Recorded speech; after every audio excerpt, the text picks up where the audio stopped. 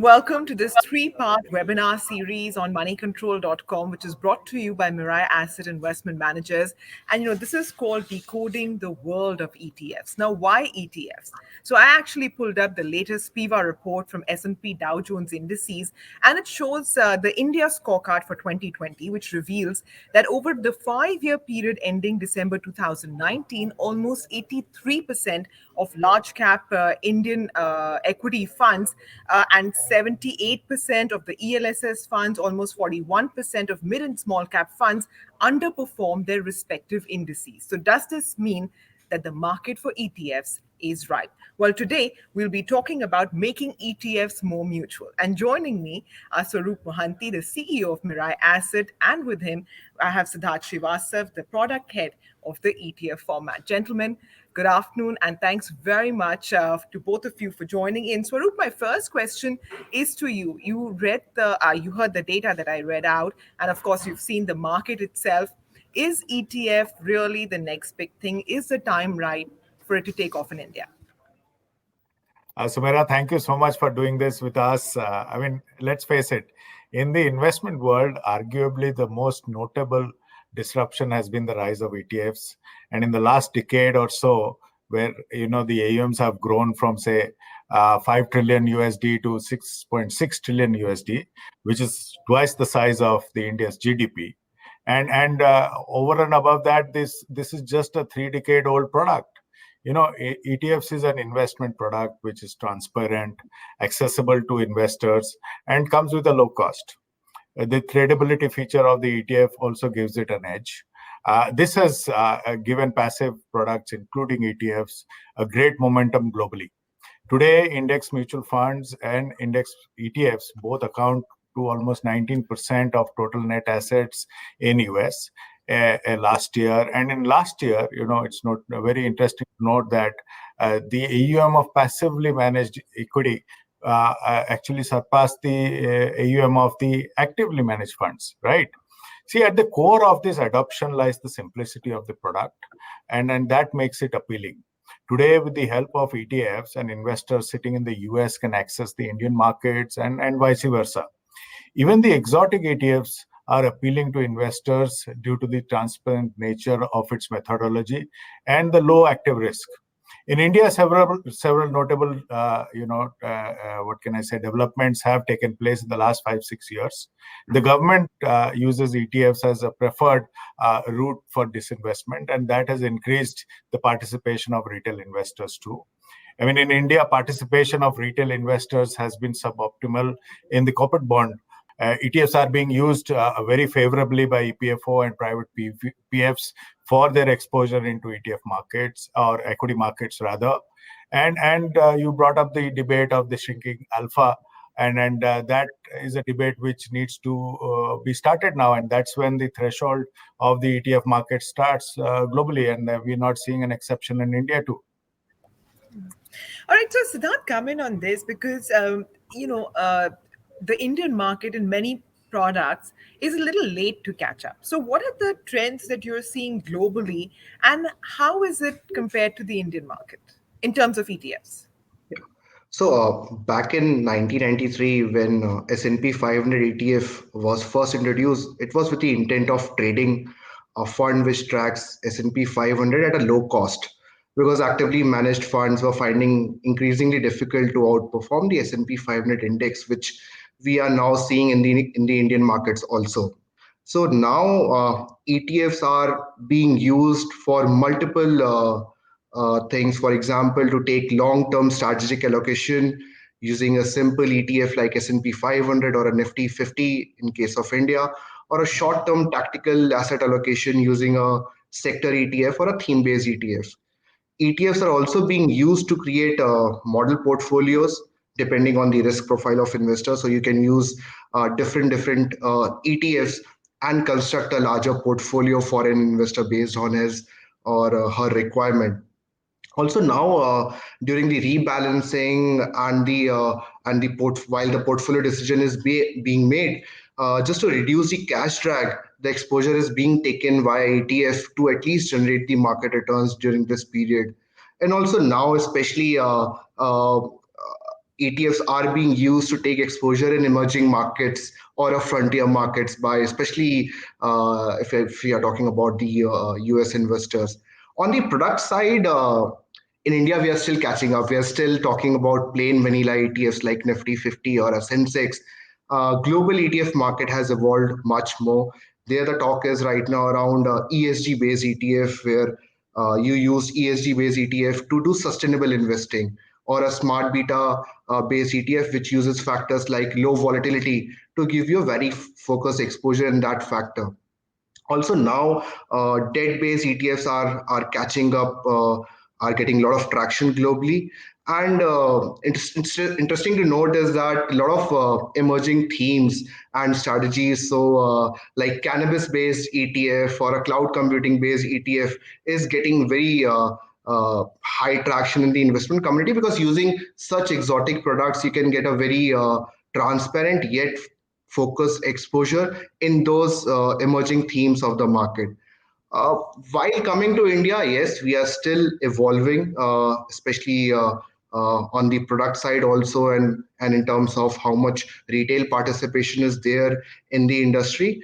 But if you compare where we were 5 6 years back, the entire market was being dominated by gold ETF.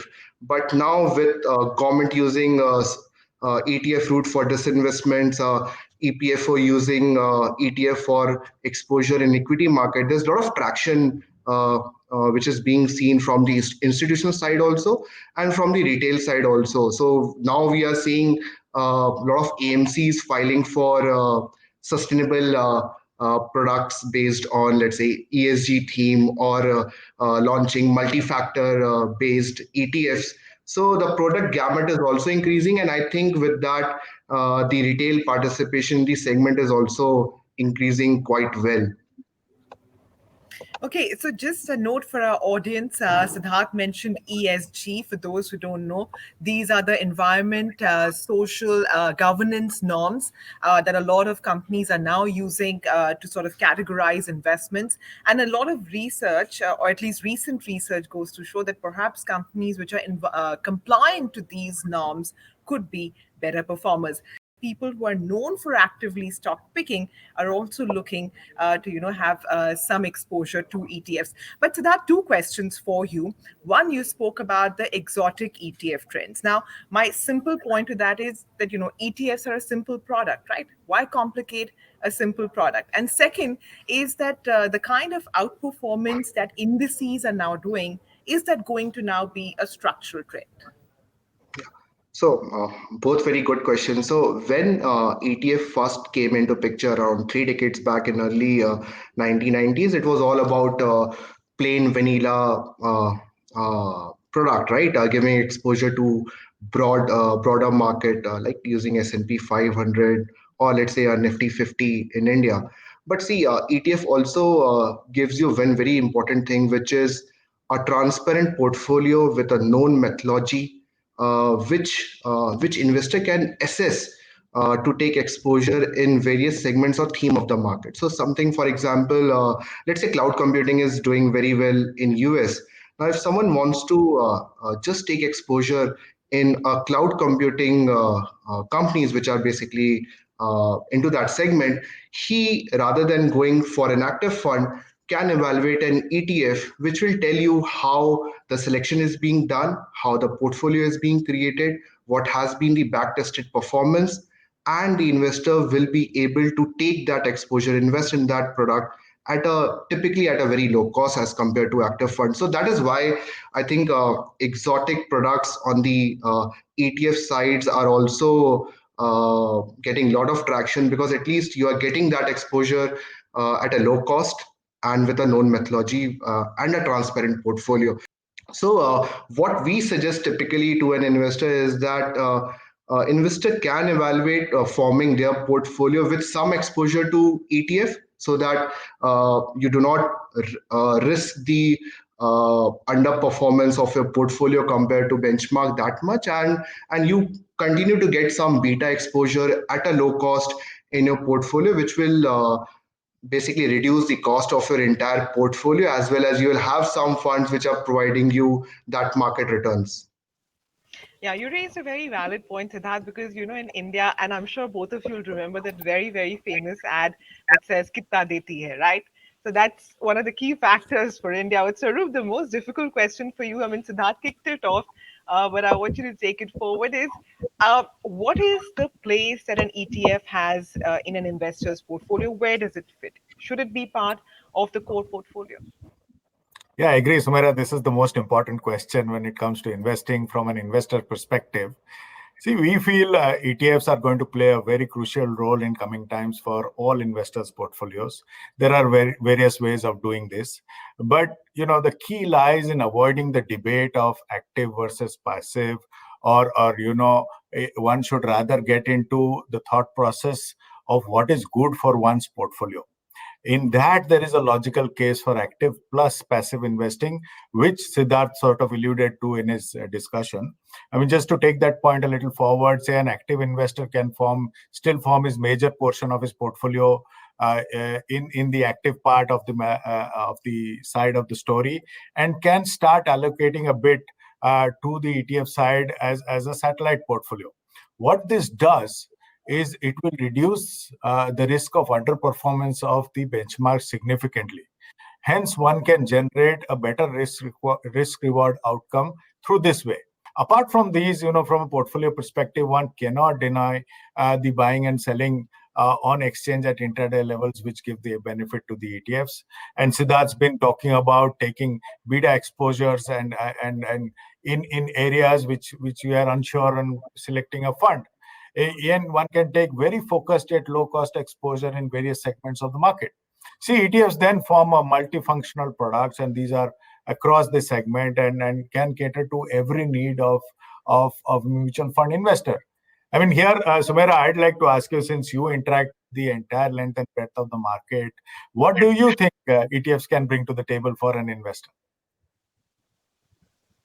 Well, definitely, cost performance would be two of the biggest plus factors, right? And of course, there's no fund manager risk, right? So I'm no longer relying on an individual. And, that SPIVA report, like if over the last 5 years, 83% of, large cap equity funds have not been able to outperform the index, it means, the investor's probability of actually connecting to a performing fund manager is what down to a little over 15-16%. And even if I were to have connected to a fund manager who's performing, the big question is, would he do it regularly? And therefore, I definitely feel there is no doubt that ETFs have a place in terms of, cost plus performance would definitely be the driving factors. But, I'm not an advisor. So let me hand it back to the experts. So that if the ETF market is indeed to grow, how do you overcome these problems of liquidity, market makers? How will you deepen this market? Yeah. So again, that is one question which we get a lot. So ETFs, first of all, can be traded in two ways. A large investor can come in a multiple of lot size, in a much larger lot size, directly to the asset management company, and there the liquidity is typically not a concern because in the end we are creating fresh units, or if he is selling, we are exhausting the units for him.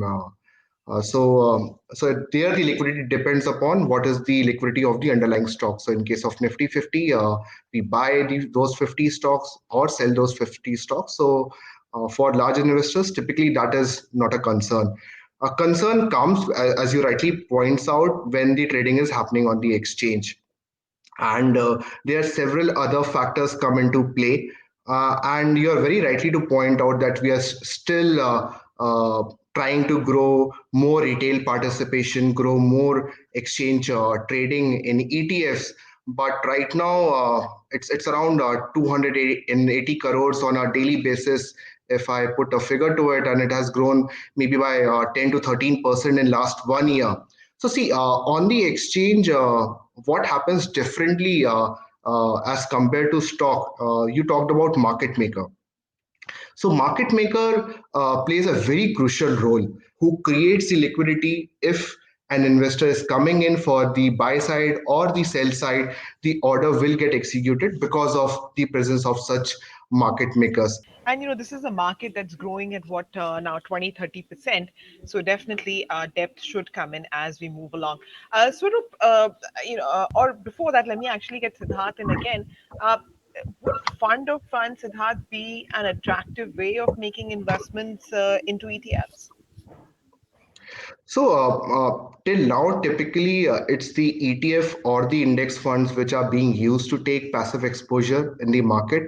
But now we feel that fund of fund is also a very interesting structure to take that exposure. So, for example, a fund of fund can be structured in a way to provide investors exposure to multiple ETFs. So, for example, a fund of fund can be created where that particular fund is investing in a Nifty 50 and a Next 50 and a mid cap ETF, and the end investor is getting a broader exposure to the entire large and mid cap space. Now, it addresses multiple things which we talked earlier. Since ETF per se is of very low cost, due to SEBI regulations, the fund of fund will also remain very low cost. And in last couple of years, the taxation also has changed for fund of fund. So earlier, while it was debt taxation which applied to fund of fund, which at times made it not that appealing to the investors. Now, if a fund of fund is investing in ETF more than 90%, then the equity taxation applies, which makes it more appealing now. Also, one very interesting thing why, in terms of cost, also such fund of fund can make sense is if an investor is going ahead and buying ETF through his broking platform, he'll be paying some broking charges and other charges while transacting in an ETF.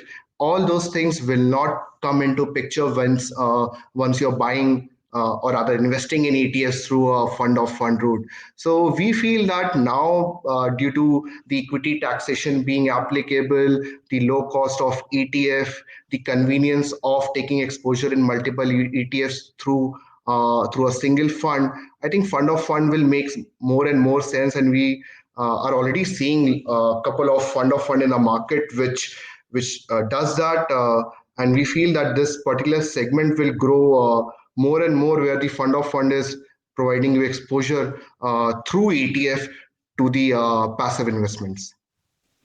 Okay, Swaroop, you want to come in? Yeah, Sumera, see, I mean, when you look at investing, two factors to investing. One is to decide where to invest, and mostly that is the easier part. People don't realize or make money because the discipline part comes in, and that's where, when we are asked whether this is the future, active or passive, they could be vehicles, but the future lies in solutions which will cater to investors. And one such solution is the fund of fund format. What it does is that, two things it does. One, obviously, it gives you the exposure of various sides of the market or the length or the breadth of the market through its underlying exposure. And so that sort of laid down the basic structure. But the other part, which two things which are not generally discussed much, is the power of rebalancing, which is left to more a mathematical formula, which a fund of fund brings. I think wealth creation is created by discipline, which is talked about, some part which is talked about, which is compounding. But the one which is not talked about is the power of rebalancing of a portfolio at a periodic level, which the fund of fund sort of attempts to do, and that I think goes unrecognized in times. And I think the future to investing lies in such structure. And I'm a big fan of fund of fund investing because the capability of being disciplined then becomes mathematical, as you rightly pointed out in one of the questions, that the human factor goes out, and it definitely does not fall to emotions or market movement. And that's the power of a fund of fund. So the power is in the discipline that it brings to the table, and the power it brings because of the exposure to the length and breadth of the market. The combination of the two definitely makes it a good proposition for all types of investors.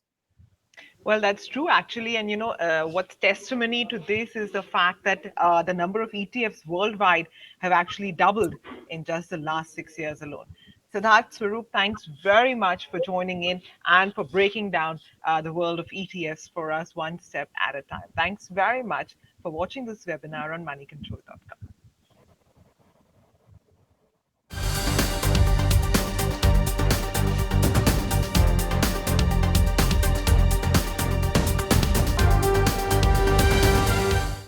Mutual fund investments are subject to market risks. Read all the scheme-related documents carefully.